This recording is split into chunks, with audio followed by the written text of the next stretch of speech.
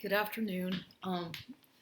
It's Lindsay, and it is August. It's August 26, 2022. It's Friday, and I want to do a video today about narcissistic people and how they keep secrets from you. Um, Now, I'm not going to name names, specific names or anything, but this is something that if you're involved with somebody in a romantic relationship with an individual whom you suspect could be a narcissist, or at least they have a lot of narcissistic qualities about them, traits, you really ought to, you need to pay close attention to all the red flags in that relationship and don't ignore them, because basically those warnings are there for a reason, and you need to pay attention and go with your gut feeling about certain things. You might be wrong, obviously, but you need to not ignore your instincts about certain situations when you're with these people. Now, why do they have to have so many supply sources, and why do they try to keep that secret? Okay, well, number one, the narcissist is always looking for validation. They need constant validation. They need constant encouragement, reinforcement, and so they're always, in that case, because of the fact that they're in constant need of supply or attention, they are always looking for validation. And they're going to find this usually via social media, Facebook, Instagram, whatever accounts they might have, Twitter, these different social media accounts. They're going to find that they're looking for validation. They're going to keep these accounts secret from you. They're going to not let you know. They'll keep their friends list hidden. If they have a Facebook account and you're involved with them, you know that they have a Facebook account, but it's all the friends are hidden on their account, and you've asked them about that and they refuse to. They change the subject, or they say something like, "Oh, I'm going to delete that account," or "It's nothing. I never get on there." And they'll say these kinds of lies to you when you know good and well that that's a lie, because you've noticed that they've updated photos since you've been with them, or this, that, and the other. So they'll blatantly lie about these accounts that they have to get their other sources of supply. And I say that because it's the truth. I might sound like I'm being, accusation, making accusations about these people, but no, it's a fact. They keep secrets from you on purpose because they don't want you to know who they really are. And maybe that person is with you because you are offering them something that nobody else has, that they need you for something. They're taking advantage of you, or take it for certain resources that you have available for them. And maybe you are too trusting with that person, and so now you realize that, I think you've caught on to their game, and they see that you've caught on to their game, and so they start to try to adjust their behavior accordingly. You'll notice things like this. They'll keep their phone locked whenever they're around you.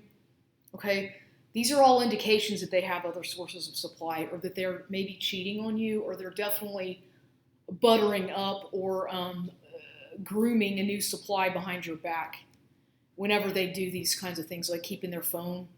Well, yeah, everybody, we're all entitled to privacy. But if somebody's living with you in your house, and you're with that person all the time, at least, or so you think. Maybe you're with them, but not really, because mentally y'all are in two different places, or emotionally y'all are in separate places altogether. But nonetheless, that person has access to your home, to your everything, right? You've opened yourself up. You've been very vulnerable with that individual, and you realize that they are not like that with you. And you wonder, why are they like that? Why are they so secretive? Why are they always doing things on their phones late at night, or at all hours? You'll find them in bed doing stuff that looks like it might be text messaging and whatnot. And you're like, what? No, And their excuse is that, well, it's my only way, I don't have a computer, so this is my only way to contact, to have my news sources or to look at the internet. Well, yeah, but at 1 o'clock in the morning, 2 in the morning, do you really think that's what they're doing when they say that they're just looking at the news on the internet, on their phone? Probably not. Most likely, if you put two and two together and really use your intuition or your common sense, you'll realize that no, they're usually up late at night texting their other source of supply right behind your back, right in front of your back, basically right in front of you, if you know what I mean. It to me, these kinds of things, if you're involved with somebody and you're supposed to be exclusive with that person and it's supposedly a serious relationship, these are all the major red flag or major indications that that person is not loyal, they're not trustworthy, and they're not being honest with you. Because otherwise, why would they need to keep their phone locked? What are they hiding? Okay, what is it that is so secretive that on their phone? Okay, because usually they are hiding something. A lot of these people who do this, they have all kinds of apps on their phone that are actually a front for a different app. This is common amongst these people, and so you need to be wary of this, especially if this person is if you two are from different cultures. This person you met that person online somehow, and that person is now living with you, for example, in your home or whatever. You need to really pay attention to what you're feeling, your gut feelings, because I'm saying these things have happened to me, and you'll realize before it might be too late, but you'll realize you're being taken advantage of. You're being taken for a ride. You're being lied to. You're being manipulated. You're being sweet talked. Future faking. They'll future fake to you to make you think that you have a future with that person, that they want to be with you, that they want to marry you, that they want to this, that, and the other. But you might find out that they want to marry you and they love you, but they've got multiple sources of supply whom they're in contact with the entire time that they're with you. So don't be too trusting. You take your time to get to know somebody. Take your time to really, see how this person behaves. See how they act. When you ask them anything about their phone, like if you ask them anything about the phone and why is it so secretive? And may I see your contact list, or who is it that you're always texting on this WhatsApp or something? And if they react in a way that's very combative or very harsh with you, then probably that right there tells you that they're doing something that they don't want you to know they're doing something. Or if you say, may I borrow your phone for a while? My phone battery's dead. My battery's low. Do you think I can use your phone for a while?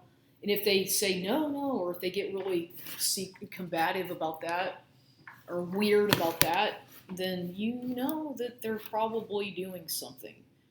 Unfortunately, what happens to a lot of vulnerable people when you see the narcissist is going to find every kind of weakness they can in you, and they're going to exploit that, and they're going to try to take advantage of that. If you are a person who is a giving person, if you're trusting and you like to help others, and they see that about you, they want something, like maybe they want you to help them.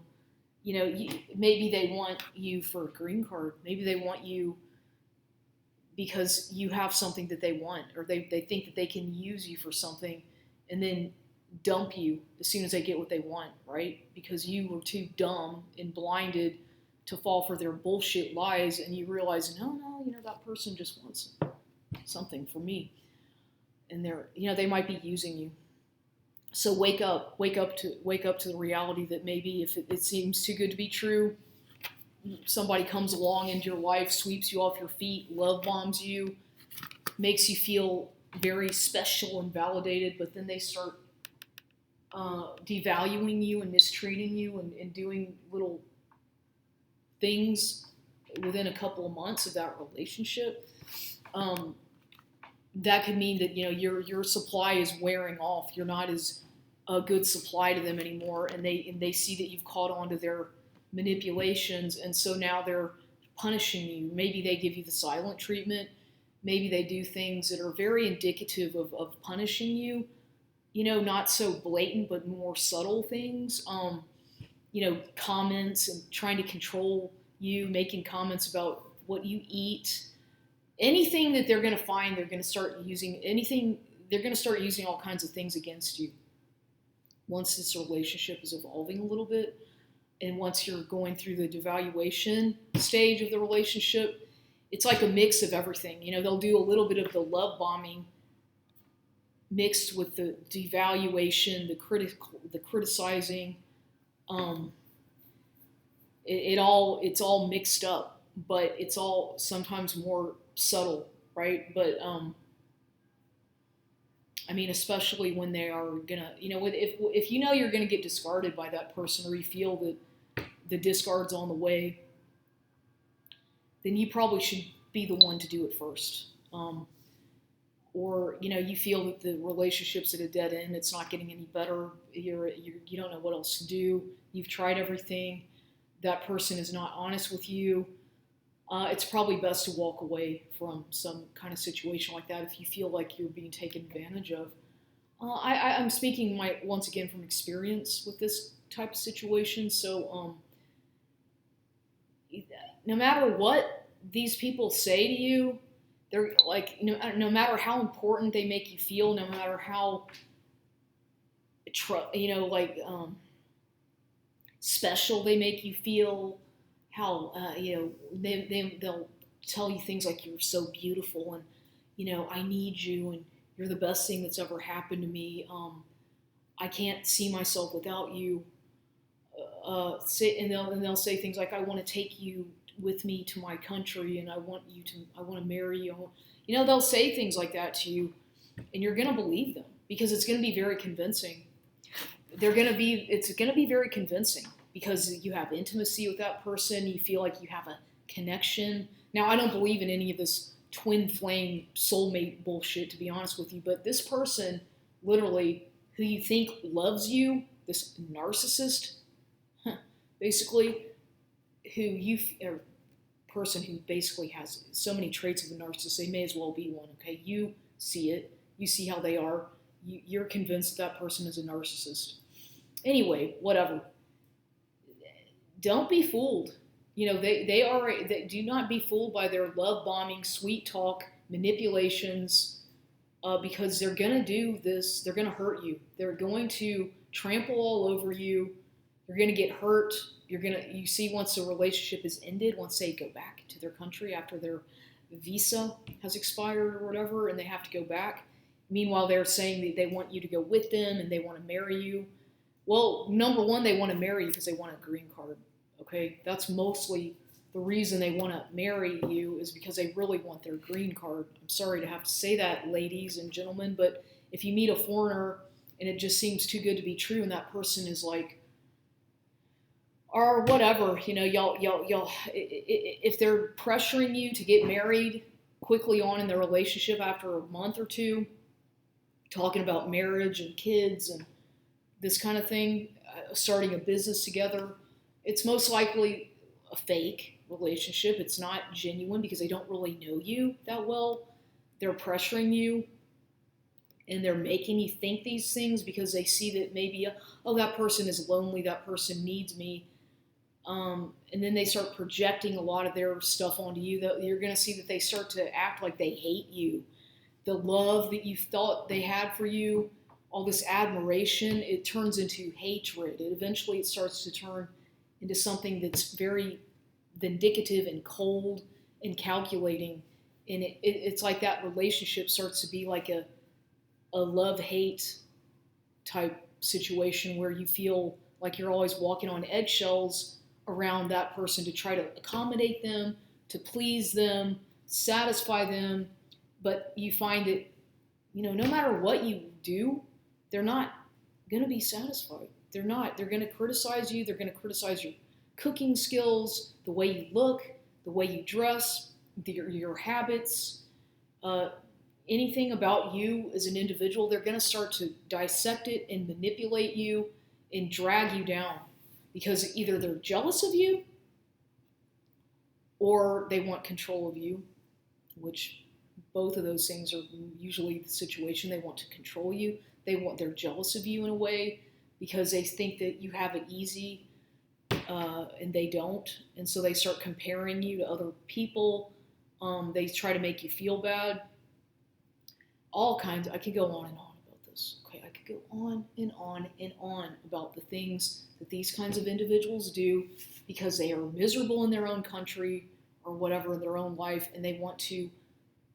They see you as a savior, right? You are their savior, and then you become devalued gradually lower and lower and lower. You are devalued to the point where you feel like you have lost your own identity.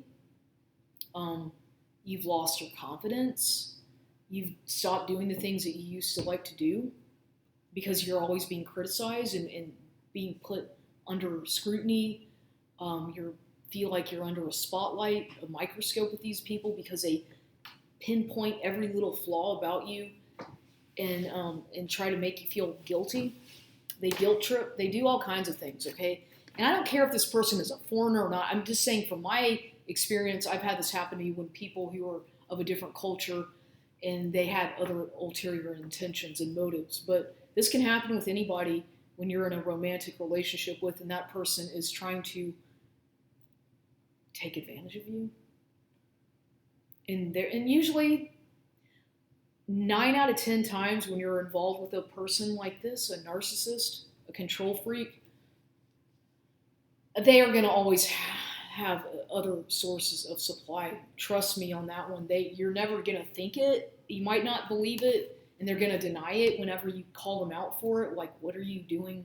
Who are you texting at 1, 2 in the morning? Or they're going to get defensive and mad. But, if your gut feeling is telling you that something's not right, and you suspect that maybe they're doing things behind your back and lying to you about who else they're talking to, that's obviously a big red flag.